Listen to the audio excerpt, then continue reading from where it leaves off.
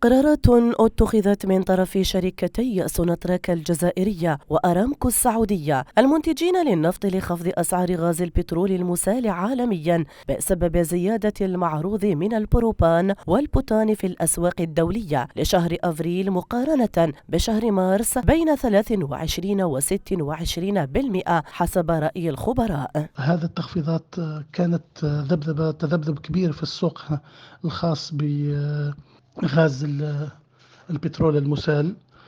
الأشهر الجاية ممكن راح تكون هناك تخفيض ثاني، أو ممكن يكون بعض الزيادة، لكن مش زيادة تكون كبيرة، أنه النسبة ممكن تتراوح بين 5-6%.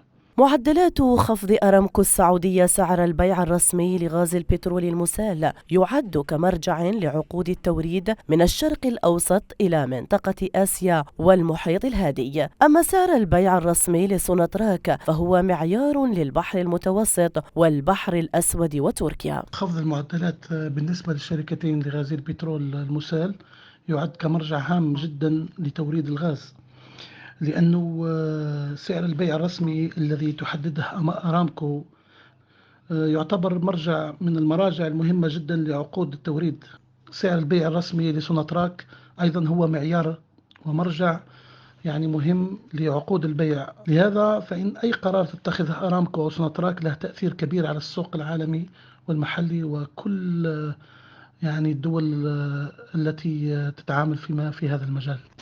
خفض أسعار غاز البترول المسال عالميا بسبب زيادة المعروض من البروبان والبوتان في الأسواق الدولية يعد معيارا هاما لتوليد عقود بيع الغاز المسال على السوق العالمي.